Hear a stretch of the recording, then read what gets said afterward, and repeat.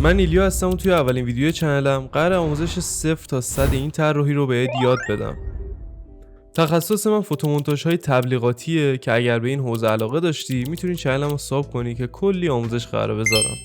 برای این آموزش اولین قدم کامپوزیسیون یا چینش کلی در واقع محصولاته که من از قبل چینش رو انجام دادم. یک زاویه لو انگل از خود محصوله و یک زمینه که هم با رکتنگل و هم با پن تول میشه رسم کنیم.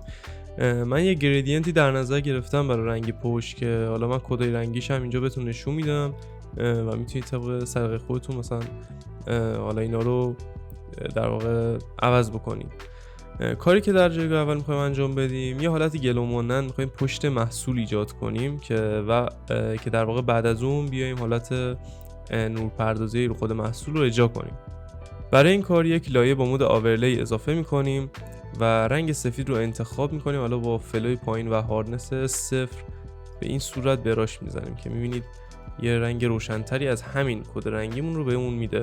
حالا یک بار دیگه همین کار رو تکرار میکنیم، یه لایه آورلی رنگ سفید و یک کمی حالا براش کوچیک‌تر، این دفعه به نزدیکتر محصول میزنیم یعنی پایین‌تر و به این صورت حالا یکم باید کمتر بشه. به این صورت میبینید که یه حالت گلو مانندی رو ما براش ایجاد کردیم.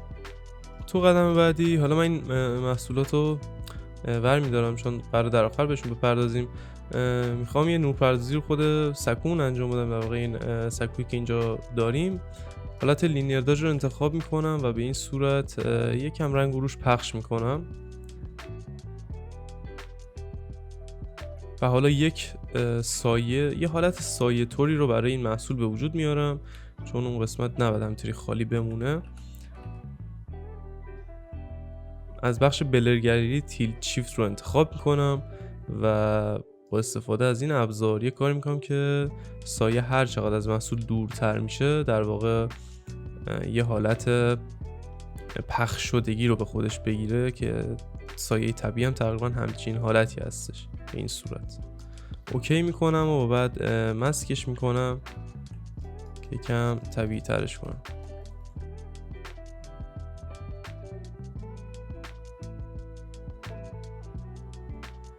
حالا میرسیم به نورپردازی خود محصول که ما 3 تا نورپردازی رو قرارش انجام بدیم، یعنی 3 تا چیز مختلف رو قرارش اجرا کنیم.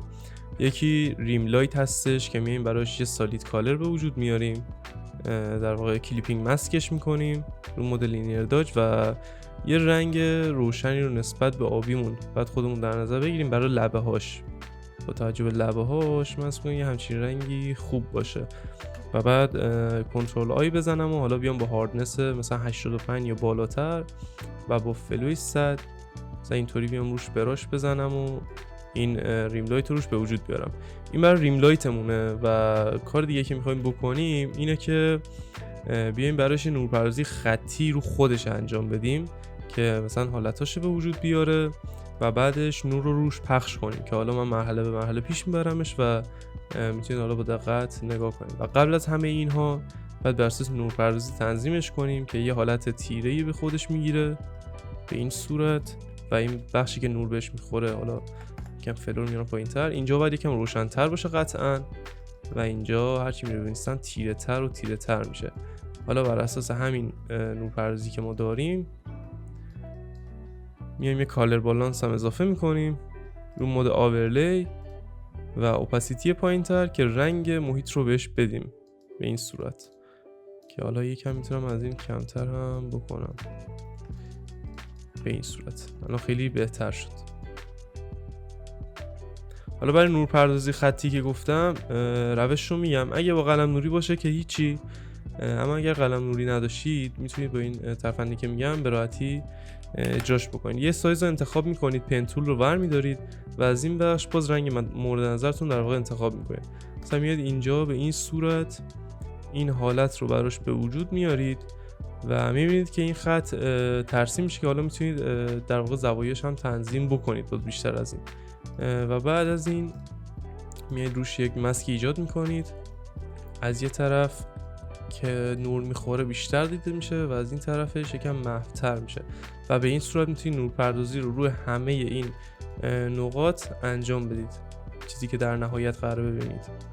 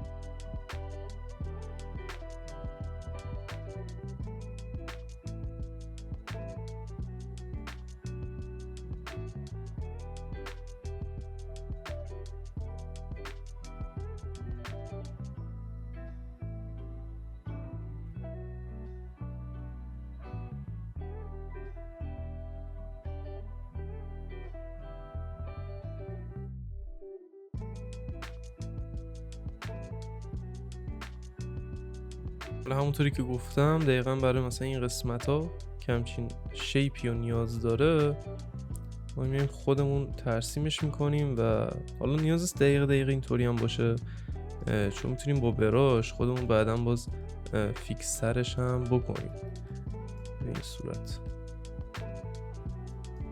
ولی این محبودنه از دور و بر خیلی مهمه، چون نباید یه خط خیلی صافتوری باشه و بعد حالا با این متدایی که میگم خیلی راحت هم میتونیم رنگای هر کدوم که خواستیم هر جایی از کار دوست نداشتیم عوضش کنیم.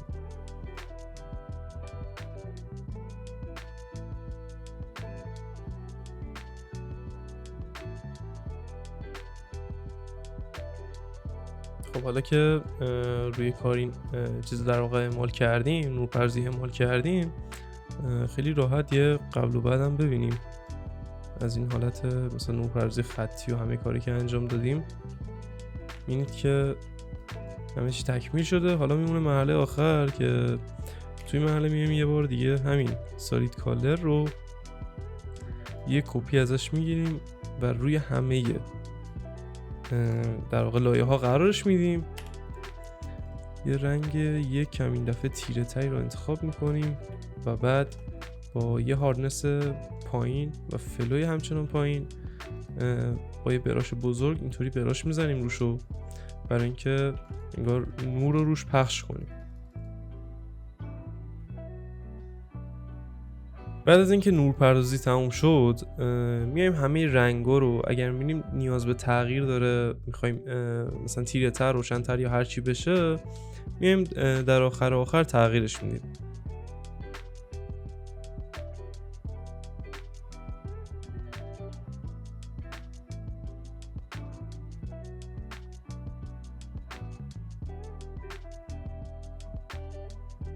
حالا دقیقاً بر اساس همین نورپردازی که برای محصول اصلیمون انجام دادیم میایم این دوتا رو هم نورپردازی میکنیم و دقیقاً به همین شکلی که برای نورپردازی کردیم روی اینا هم پیاده سازیش میکنیم.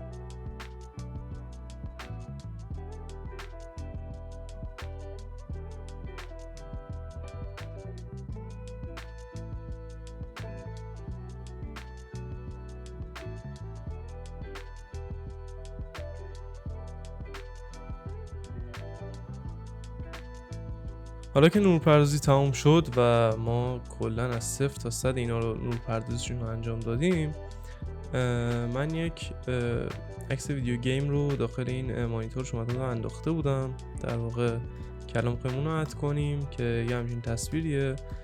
من میام برای این کار این زوایاشو در میارم و اصلا نمیخوام ببرمش تو بحث پرسپکتیو، چون در آینده قراره براش ویدیو بذارم و الان صرفا این چیز دیفالتی رو همینطوری میخوام درست کنم. بعد همین رو میام یه رنگی همینطور چیزی یه صفحه رو ازش سلکت میکنم، بازی رو انتخاب میکنم، میارمش و به این صورت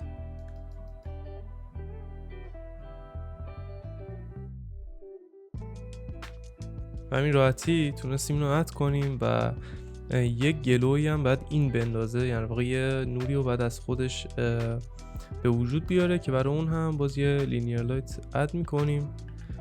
یه نور زردی رو از اینجا میگیریم، حالا با اپاسیتی خیلی کمتر و از کلیپینگ ماسک درش میاریم حتما، چون باید پخش بشه رو همه جا.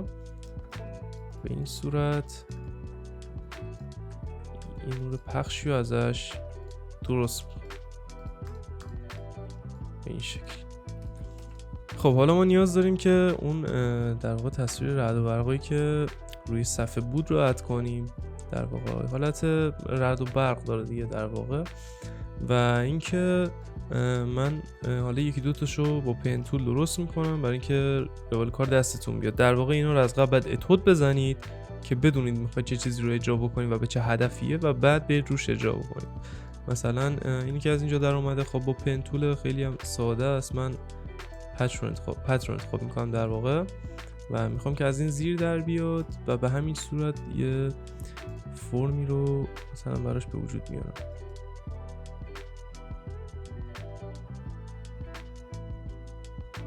یه رنگی درش میارم و بعد مشخص میکنم که مثلا کجاش پشت دیوار باشه، کجا کدوم سمت باشه کدوم سمت باشه دیگه. بعد با ترانسفورمم میتونم دستکاریش بکنم و به هر شکلی که میخوام درش بیارم و هر جایی که میخوام ازش استفاده بکنم. مثلا من میتونم اینو به این صورت بیارم، اینجا قرارش بدم، به این صورت اینجا قرارش بدم و این بخشش رو ببرم زیر محصول که انگار در اومده و باز مثل همینا دقیقا یه افکتی رو به این سمت به وجود آورده. و باز بخوایم مثلا این یکی رو درست بکنیم هیچ کاری نداره، میام مثلا رو خود محصول، یه بخشش خب رو خود محصول، باز یه بخشش میره زیر، یه بخشش در واقع میاد مثلا به این سمت و میره رو به بالا. دقیقا میبینید یه همچین شیپایی رو خیلی ساده میتونید به وجود بیارید، اصلا هیچ سختی خاصی نداره در واقع، فقط کافی یکم با پنتول کار کرده باشید و خیلی راحت این مثلا مدل ها رو به وجود بیارید. که مثلا میبینید الان یه مدلی به وجود آوردم که برای یه بخش دیگه هم حتی میتونم ازش استفاده بکنم و دقیقا توی همون سبکه و توی همون فازه. برای نورپردازی اینها به یه سری لایه ها نیاز داریم که بعد بیایم رو خود گروهش اینا رو همه رو با هم گروه میکنیم، میایم لایه نورمال درست میکنیم و 2 تا کد رنگی رو انتخاب میکنیم. مثلا من یک کم روشن‌تر از این که به بک‌گراند یکی نشه و همینو یه رنگ تیره تر هم ایکس رو میزنم از اینجا و همینو انتخاب میکنم دوباره، ولی یه رنگ تیره تری ازش برمیدارم. حالا رنگ تیره رو بر اساس همین نورپردازی میام تنظیم میکنم. مثلا یه جاهایش باید تیره تر باشه، یه جاش باید روشن تر باشه و من بر اساس همین میام اینا رو نورپردازی میکنم و بعد تنظیمشون میکنم.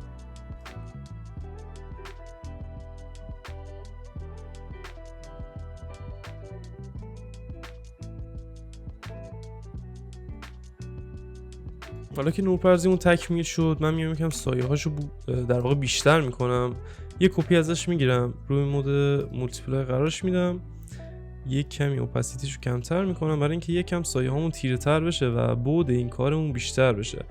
حالا در نهایت یه هیو سچوریشن باز میکنم و کلیپینگ ماسکش میکنم و یه رنگ زردی که تقریبا به همین کاور بازی بخوره درش میارم، یه همچین رنگی.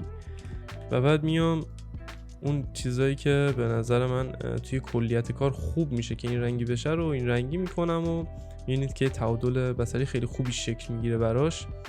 و همچنین یکم دیگه الان اینا کار داره که من دیگه برای آموزش بود سعی کردم زودتر نشونش بدم که نتیجهش چجوری میشه و به این صورت درش میاریم و یک ریزه کاری دیگه هم در آخر اگه انجام بدیم دیگه گل کارو زدیم.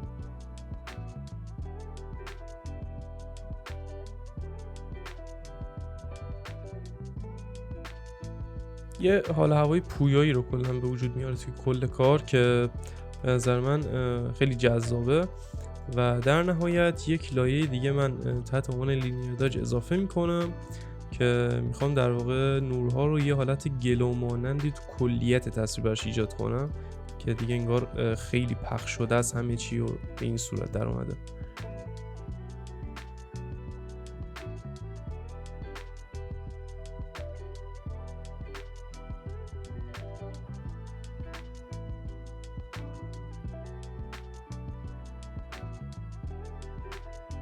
بدین شکل کار ما اینجا تموم میشه. امیدوارم از آموزش لذت برده باشید. حتما کامنت برام بذارید، فیدبک ها رو بدید که ببینم به چه صورت چه چیزهایی رو بیشتر روشون کار کنم و چه نکتهایی رو بیشتر روشون تاکید کنم. این اولین ویدیو چنل بود و حتما سعی میکنم ویدیوهای خیلی خفن‌تر و خیلی با لول بالاتر با کوالیتی بالاتر براتون آپلود کنم.